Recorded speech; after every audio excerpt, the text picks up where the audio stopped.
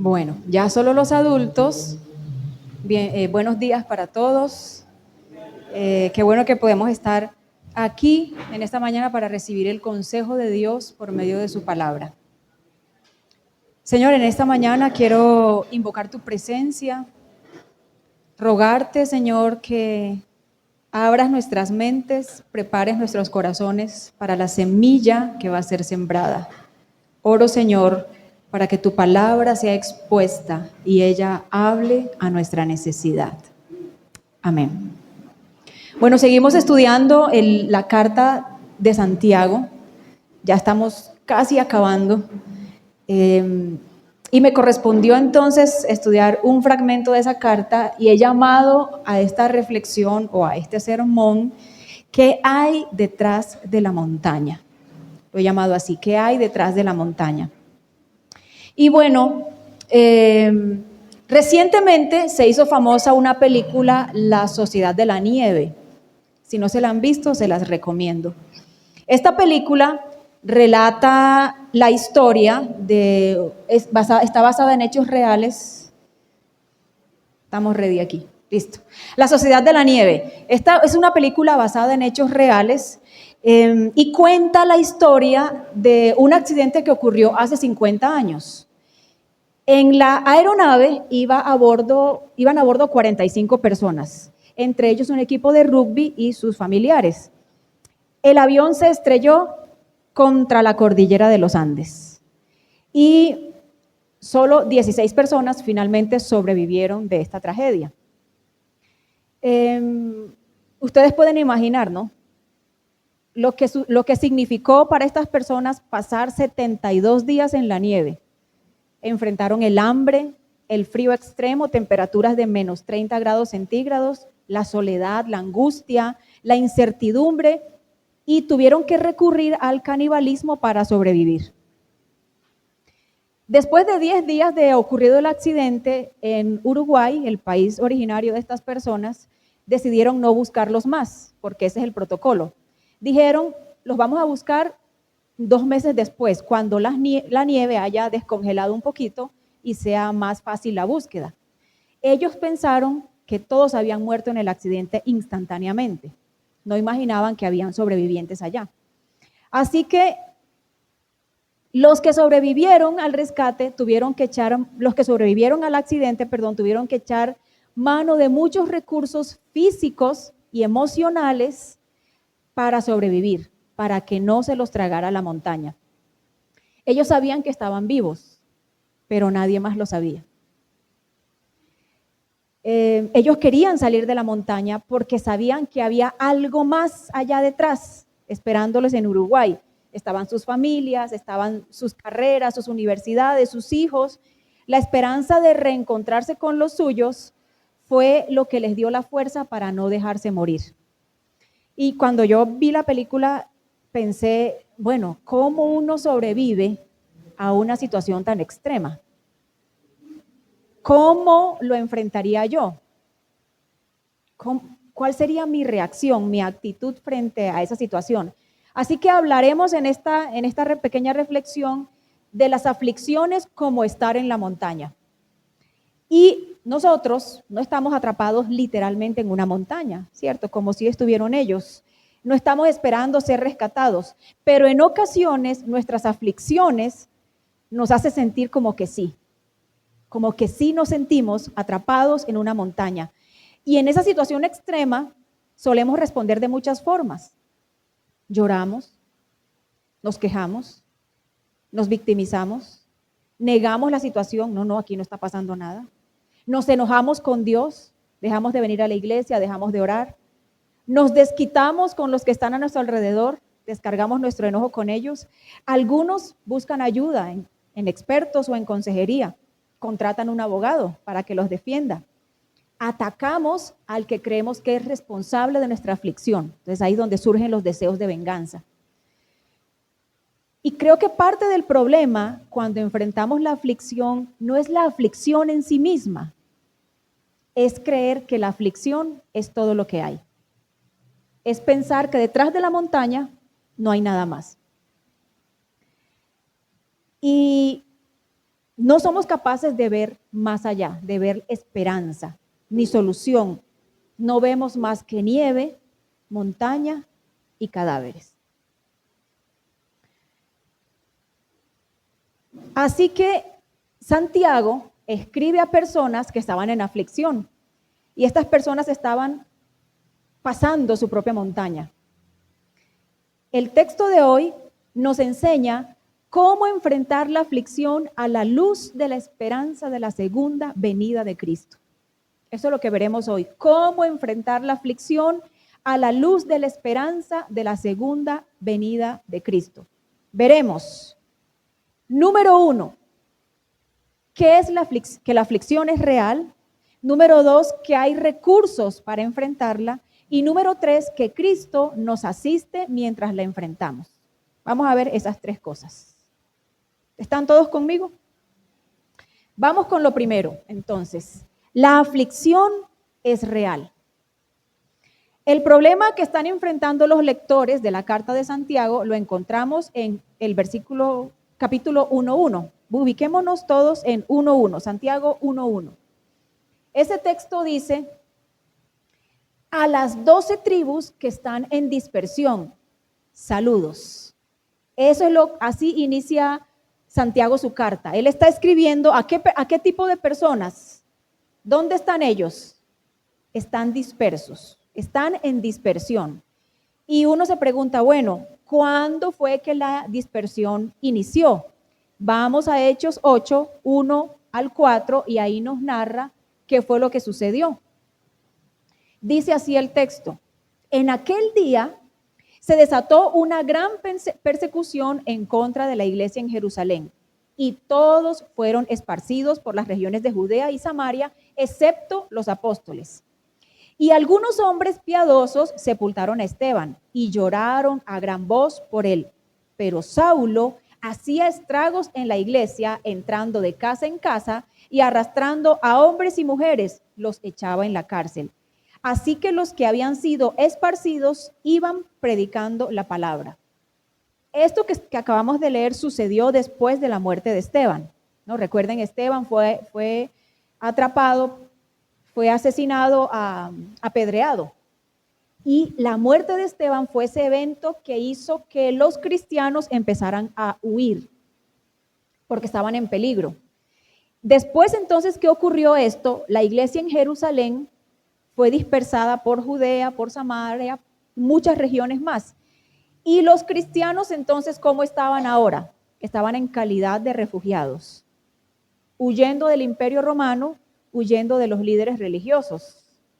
Y entonces, como Santiago era uno de los líderes de la iglesia en Jerusalén, cuando él se entera de los sufrimientos de los que se habían ido, de los que habían salido huyendo, les escribe esta carta para enseñarles cómo enfrentar la aflicción a la luz de la segunda venida de Cristo.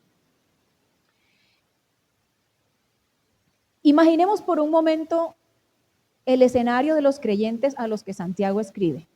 Y yo creo que mis hermanos venezolanos que están aquí, que en un momento tuvieron que salir de sus países, podrían entender muy bien esta parte. Ustedes no salieron huyendo como criminales, pero sí fueron obligados a salir de algún modo. Y estos hermanos que salieron de Jerusalén vivían en la pobreza porque les tocó dejar todo. Trabajaban para ricos que los explotaban. Tuvieron que dejar sus trabajos, sus oficios, llegaron a las regiones en las que desconocían el idioma y la cultura, tuvieron que dejar su familia, sus tierras, sus propiedades. No era una situación sencilla. Pero imaginen que este era solo el inicio de la persecución, porque por más de 2 siglos después, los cristianos fueron tratados como criminales, condenados a pena de muerte, saquearon sus casas, violaron a sus mujeres, tratados sin piedad. Los pedacitos de Biblia que ellos tenían, porque no tienen las Biblias que nosotros tenemos hoy, las quemaron. Eran considerados enemigos directos del imperio y ser cristiano con el tiempo se volvió ilegal. Es decir, esto que nosotros tenemos hoy aquí es un privilegio enorme que los primeros cristianos no tuvieron. Ellos vivían en constante persecución. Los apóstoles, por ejemplo, los 12 apóstoles, fueron víctimas de persecución. No sé si ustedes sabían, pero solo uno de los 12 tuvo una muerte pacífica. ¿Cuál fue? El evangelista Juan. Solo uno de los 12. Y aquí les traje el dato. Por ejemplo, Mateo fue arrestado y clavado al piso con lanzas cortas y posteriormente decapitado. Pedro, crucificado en forma de X boca abajo. Felipe, torturado, azotado y encarcelado. Murió atado a un poste y apedreado. Bartolomé, o más conocido como Natanael, murió martirizado a latigazos. Tomás, herido en la India con una lanza mientras predicaba. Simón y Leveo, o Tadeo, estaban predicando en una región llamada Samir y sus habitantes los despedazaron vivos. Andrés, azotado, crucificado en forma de X. Jacobo, el hermano de Juan, fue decapitado en Jerusalén. Y por último, Santiago, el menor, fue lanzado a más de 30 metros desde el pináculo del templo. Ser cristiano en el siglo I era muy difícil. Nosotros somos reyes, a nosotros nadie va a venir aquí a sacarnos y meternos a la cárcel. Ahora, en el futuro, probablemente sí. Pero esa era la situación de los cristianos a los que Santiago les escribe. Y ellos siguieron enfrentando esa situación hostil por mucho tiempo más. Pero miren, la aflicción para los cristianos en un contexto de persecución no ha parado. Yo les traje algunos datos. Actualmente, más de 360 millones de cristianos son perseguidos en todo el mundo. 20 iglesias se queman diariamente en el mundo. 20 cristianos son ejecutados diariamente en el mundo. El colectivo, es decir, el grupo pequeño más perseguido no es la comunidad LGTBI, somos nosotros, los cristianos. Y según estudios de la ONG, en el 2021 fueron asesinados 5.898 cristianos, 24% más que en el 2020. Pero de esas cifras nadie habla. Nadie hace marchas para defender el colectivo cristiano. Nadie se levanta en la Plaza de Bolívar a sacar la Biblia y la banderita para que nos dejen de matar y perseguir. ¿Por qué nadie habla de eso? Porque perseguir a los cristianos ha sido histórico. Y en ese contexto de sufrimiento es que estaban viviendo las personas a las que Santiago les escribe. Pero miren qué bello es el Señor, porque Jesús ya había anticipado que íbamos a sufrir. El Señor dijo en Mateo 5:1, ¿qué dijo Él? Él no desconocía el sufrimiento y dijo, serían bienaventurados cuando por su causa recibieran insultos, persecuciones y toda clase de calumnias. Él dijo, considérense bienaventurados cuando sufran por mi causa. También dijo, en el mundo van a tener aflicción. Él dijo eso. Así que Jesús sabía que la experiencia de un discípulo que camina con Él está ligada al sufrimiento. Si a ti te dijeron que venir a Cristo es tener todos los problemas resueltos, te mintieron. Esa es la razón por la que el Evangelio es impopular. Porque tú vienes a Cristo y tienes que tomar la cruz. Y tú vienes a Cristo y el sufrimiento está garantizado. Por eso los que seguimos a Cristo somos valientes. Ahora, Jesús anticipó el sufrimiento. Qué bello el Señor. Él les advirtió anticipadamente. Así que si tú hoy estás pasando por sufrimiento, el Señor no lo desconoce. Si tú sientes que estás sufriendo por alguna situación, cualquiera que ella sea, quiero decirte que el Señor no la desconoce y que nada sucede por casualidad, porque el Señor ya lo había anticipado. Y así como el Señor no desconoció el sufrimiento de los discípulos, tampoco desconoce el nuestro. Y la Biblia tiene una palabra para los que sufren. La Biblia tiene algo que decir a los que enfrentan la aflicción. Podemos imaginar a los creyentes, a los que Santiago les escribió, ¿no? Llenos de miedo, escondidos tal vez en una casa, y diciendo, escribió Santiago, y abriendo el papiro, ¿no? Y leyendo en voz alta, y siendo alentados y consolados con estas palabras. Porque la Biblia tiene algo que decir a nuestro sufrimiento. Ahora, ¿qué experimentamos? ¿Qué experimentaría una persona en esa situación? Bueno, los sentimientos pueden ser muchos: miedo, dolor, desesperación, angustia, inseguridad. ¿Qué otro se les ocurre? Desesperanza, desconsuelo, desilusión, decepción, amargura, enojo. Esos sentimientos son reales porque el sufrimiento es real. Pensando en nosotros, ¿cómo reaccionamos en medio de profundas aflicciones? Piense en usted. Si usted está pasando por una situación de aflicción, ¿cuál ha sido su reacción? Es probable que seamos tentados a resolver por nuestra cuenta, a decir, no, yo puedo con esto y yo puedo solo. Más se perdió en el diluvio, nos consolamos diciendo. Es probable que sintamos deseos de venganza también.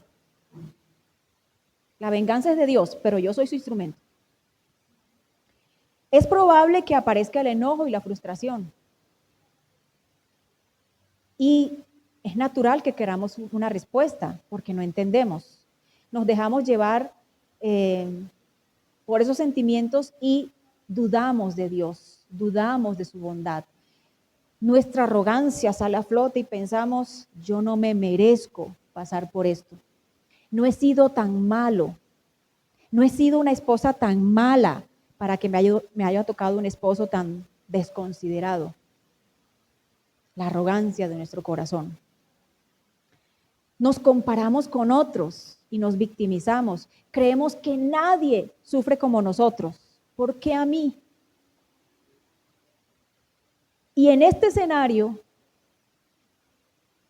es el en el que Santiago escribe. Ese es el escenario y ese es el problema. Ahora, ¿cómo ellos podían enfrentar el sufrimiento a la luz de la segunda venida de Cristo? Eso nos lleva a nuestro segundo punto. Recursos para enfrentar la aflicción. Entonces, ¿qué dijimos? ¿El sufrimiento es real? Claro que sí. ¿Sufrieron los creyentes del primer siglo? Claro que sí. ¿Sufrimos nosotros? Claro que sí. El sufrimiento es real. ¿El Señor lo desconoce? No lo desconoce. Ahora, ¿cuáles son los recursos que tenemos para enfrentar la aflicción? Vamos a leer Santiago 5, 7 al 9.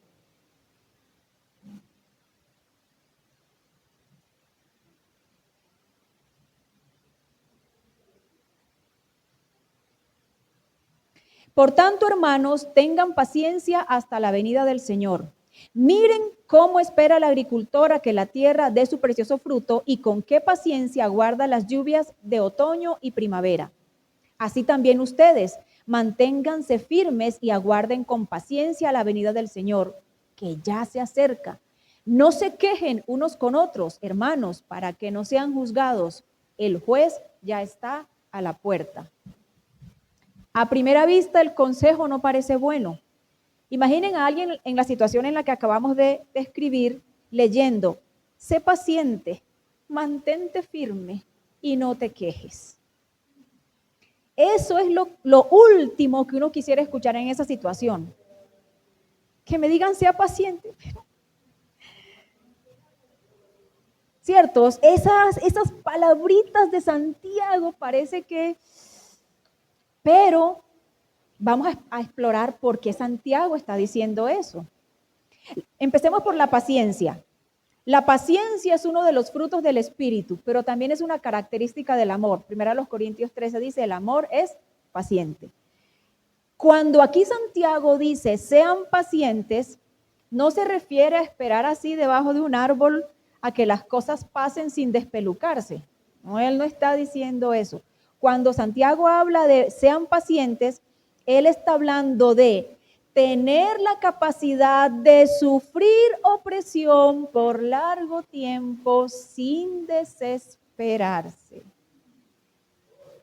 Tener la capacidad de sufrir opresión por largo tiempo sin desesperarse. Necesitamos a Cristo. Él está diciendo, van a sufrir por mucho tiempo. El sufrimiento no irá hacia abajo, irá hacia arriba. Así que, sé paciente.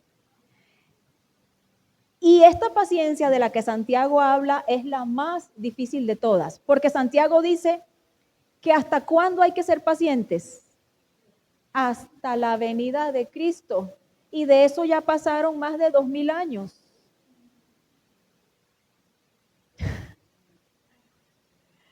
Santiago parece que no sabe de lo que habla, pero sí, claro que sabe de lo que habla. Qué difícil es ser paciente cuando la situación me duele. Qué difícil es. Vivimos en un mundo impaciente porque padecemos de impacientitis. Somos tan impacientes que preferimos calentar el almuerzo en el microondas que ponerlo en bajo en la estufa. Somos muy impacientes. Somos la generación de lo instantáneo. Queremos todo, pero ya. Y nos cuesta esperar en Dios y en sus promesas e ingenuamente creemos que ayudarle a Él es la mejor forma de acelerar estos procesos. Y Abraham es el mejor ejemplo de que eso nunca funciona. Para los que no se saben la historia, él y su esposa eran viejos, muy viejos, y no podían tener hijos. Habían sufrido mucho por la esterilidad de Sara. Y un día recibieron la promesa de que iban a tener un hijo. Un hijo en la vejez, tengo casi 90, Señor. Pero ellos decidieron, bueno, vamos a tener paciencia. ¿Cuánto le duró la paciencia a Abraham? 24 años. Y él veía que el reloj pasaba, que me estoy poniendo cada vez más viejo y no pasaba nada. Entonces se les ocurrió una maravillosa idea. Sara le dijo, Abraham, acuéstate con la esclava, ten un hijo con ella y así se cumplirá la promesa. Y Sara y Abraham, el esposo que todas queremos tener así tan obediente y sumiso, hizo exactamente lo que su esposa le pidió. Embarazó a la esclava, nació un bebé, pero se les solucionó el problema. Se les agrandó 10 veces más, porque no sabían que ese hijo se convertiría en el enemigo del pueblo de Israel hasta el día de hoy. La razón por la que Israel está en guerra en este momento es por esta decisión de Abraham. Así que, pequeño descache el de esta pareja. Y creo que es de humanos no querer seguir sufriendo. Queremos decirle, ay Señor, no más. Pero creo que es necesario reconocer que nuestra impaciencia obstaculiza lo que Dios quiere hacer en nosotros y a través de nosotros en medio del sufrimiento. Cuando nosotros somos impacientes, cuando nos adelantamos a los planes de Dios, cuando queremos ayudarle a Dios, sencillamente estamos estorbando sus planes para nosotros. Si estamos sufriendo y sentimos que perdemos la paciencia, podemos orar de esta forma. Dice el texto, Salmo 62, en Dios solamente espera en silencio mi alma. De Él viene mi salvación. Al Señor esperé pacientemente. Y Él se inclinó a mí y oyó mi clamor. Esa puede ser nuestra oración diaria, cuando sentimos que la paciencia como la de Abraham se nos está acabando. Ahora, la segunda cosa de la que él habla es de la queja. Él dice, sean pacientes, pero no se quejen, porque uno puede ser paciente, pero dele y dele a la cantaleta todos los días. Eso no funciona. Entonces, tener una perspectiva correcta de la aflicción guarda nuestro corazón y nos mantiene apartados de la queja. Esa es la segunda forma de enfrentar la aflicción a la luz de la segunda venida de Cristo. Vivir apartados de la queja. Un corazón impaciente es un corazón inquieto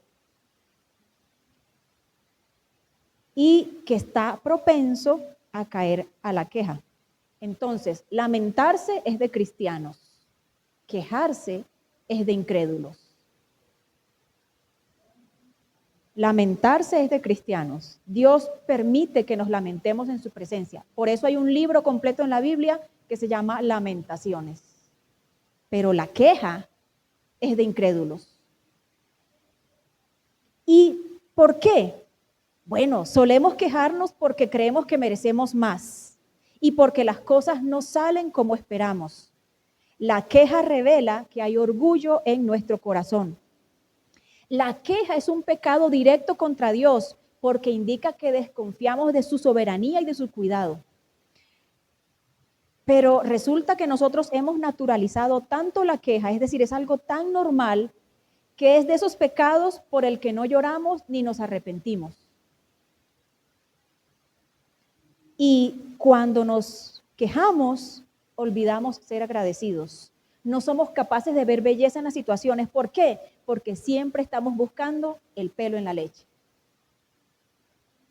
Sería muy fácil en la situación de los cristianos que están siendo perseguidos quejarse. Sería fácil. Y uno diría, pues claro, es que es obvio y es normal. No, no es normal, porque la queja es un pecado. Pero Santiago les advierte, miren, no se quejen unos contra otros. ¿Por qué? Porque al quejarnos no solo peco yo, sino que hago pecar al que se convierte en mi buzón de quejas y reclamos. ¿Por qué? Porque la queja es un pecado que nunca viene solo. La queja viene con murmuración, con chisme, con exageración, con victimización y la lista sigue. Entonces, tenemos en este pasaje un problema. ¿Cuál es el problema? La aflicción de los creyentes. Y Santiago está proponiendo la solución. ¿Cuál es? Paciencia y no queja. ¡Ay, qué difícil! Qué difícil nos las está poniendo Santiago. Pero eso nos lleva a nuestro tercer punto. ¿Por qué Santiago propone eso? Bueno, porque él dice, hay que vivir la aflicción y a la esperanza, frente a la esperanza de la segunda venida de Cristo. Y en el texto él dice en varias ocasiones, tengan paciencia hasta la segunda venida de Cristo. Manténganse firmes hasta la venida del Señor. No se quejen porque el juez está cerca. Entonces él está conectando dos temas, el sufrimiento y la venida del Señor. Entonces lo que Santiago está diciendo aquí es, la carrera es larga. Cristo aún no ha venido, pero Él vendrá y por lo tanto hay esperanza. Enfrentamos la aflicción a la luz de la segunda venida del Señor. ¿Ustedes se acuerdan? Al principio hablamos de los hombres atrapados en la montaña. ¿Ellos por qué sobrevivieron? Porque sabían que había algo más allá detrás de la montaña. Sabían que lo que veían a su alrededor no era todo lo que había. Y eso es lo que les dio la fuerza para sobrevivir a cualquier precio. Nosotros hoy sufrimos porque sabemos que hay algo más allá de lo que vemos ahora. ¿Y qué es eso? Es lo que vendrá con la segunda venida del Señor. Sería tonto de nuestra parte tener paciencia si no estuviéramos aferrados a la esperanza futura de la restauración de todas las cosas. Seríamos tontos estar aquí sufriendo en vano. Pero no, sufrimos y nos aferramos al sufrimiento y sufrimos con dignidad porque confiamos en que un día todo pasará. Ahora,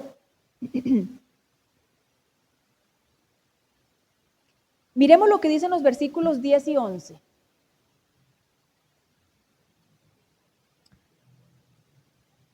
Hermanos, tomad como ejemplo de paciencia y aflicción a los profetas que hablaron en el nombre del Señor. Mirad que tenemos por bienaventurados a los que sufrieron.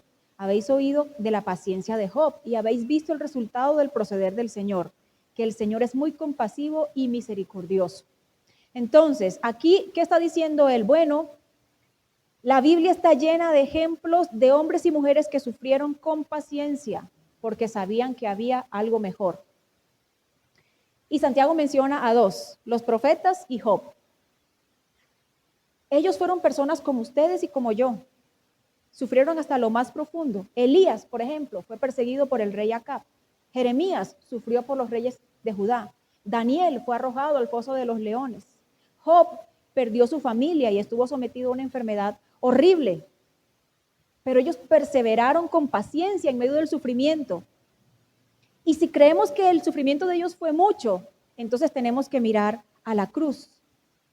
Jesús se hizo hombre, renunció a sus privilegios de hijo de Dios, se hizo como un esclavo, sufrió la más horrible de las muertes, como oveja fue llevado al matadero, dice la Biblia.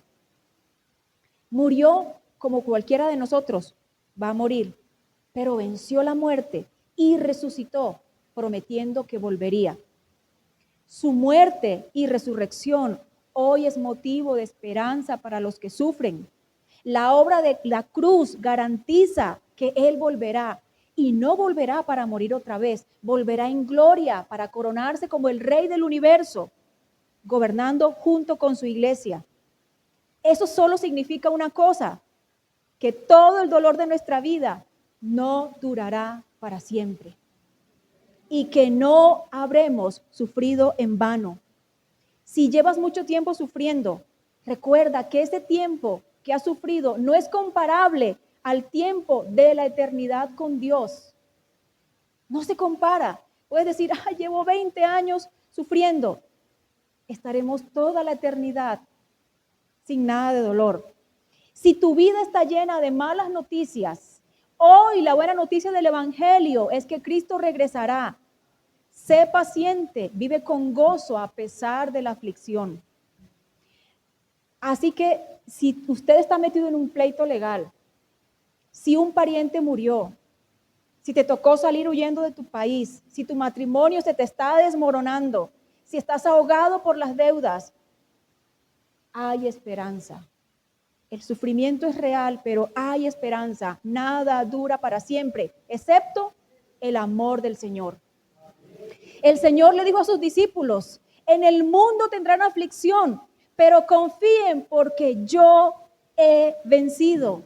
Gracias a la obra de Cristo en la cruz, podemos enfrentar la aflicción a la luz de la segunda venida de nuestro Señor. Y voy a terminar leyendo dos textos que nos dan profunda esperanza. El primero está en Apocalipsis 21. El Señor secará toda lágrima de los ojos y no habrá más muerte ni tristeza, ni llanto ni dolor. Todas esas cosas ya no existirán más. Y el que estaba sentado en el trono me dijo, miren, hago nuevas todas las cosas. Y el segundo, primera de Pedro 5, 10 y 11. Y después que hayan sufrido un poco de tiempo, el Dios de toda gracia, que los llamó a su gloria eterna en Cristo, Él mismo los perfeccionará, los afirmará, los fortalecerá y los establecerá.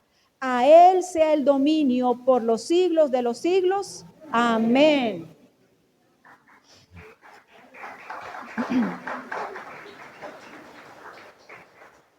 Así que con la pregunta que levantamos en esta reflexión, ¿qué hay detrás de la montaña?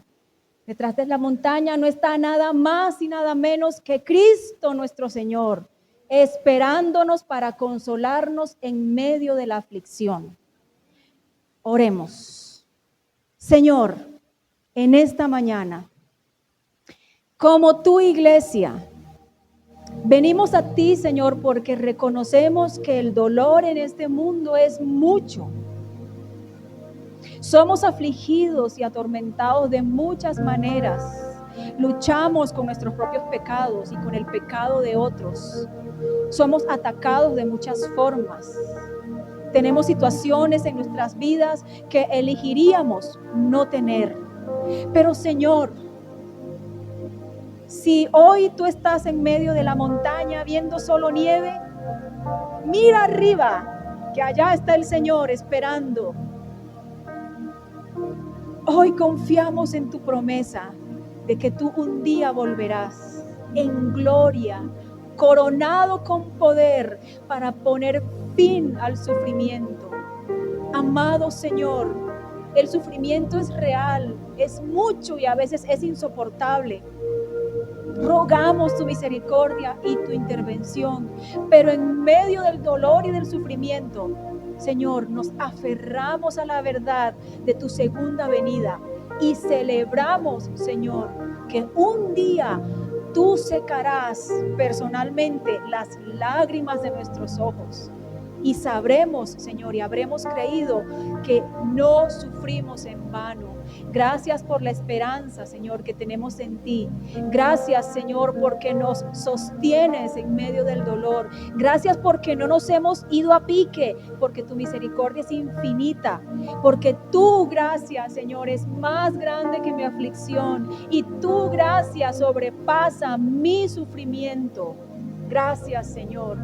Ayúdame a tener una perspectiva correcta del dolor, no perdiendo la paciencia y no quejándome, Señor. Perdóname por las veces en que he dudado de tu bondad, de tu amor, tu misericordia. Perdóname por las veces en que he intentado resolver por mi cuenta, Señor. Pero aquí estamos como iglesia, reconociendo, Señor, que sin ti no es posible y que fuera de ti no hay esperanza. Ayuda a las personas que están aquí, que tal vez, Señor, no te conocen o que no te tienen a ti morando en su corazón. Ayúdales, Señor, a encontrarse contigo en medio de sus sufrimientos para que tengan esperanza y sean consolados de la misma forma en que tú nos has consolado a nosotros infinidad de veces. Gracias, Señor, por permanecer fiel a pesar del dolor. Te alabamos y te exaltamos como el Cristo soberano que reina y vive por siempre, Señor. Hoy te decimos, como termina el libro de Apocalipsis, ven, Señor Jesús, anhelamos tu venida, celebramos tu venida y te esperamos pacientemente, Señor. En el nombre de Jesús oramos con acción de gracias. Amén.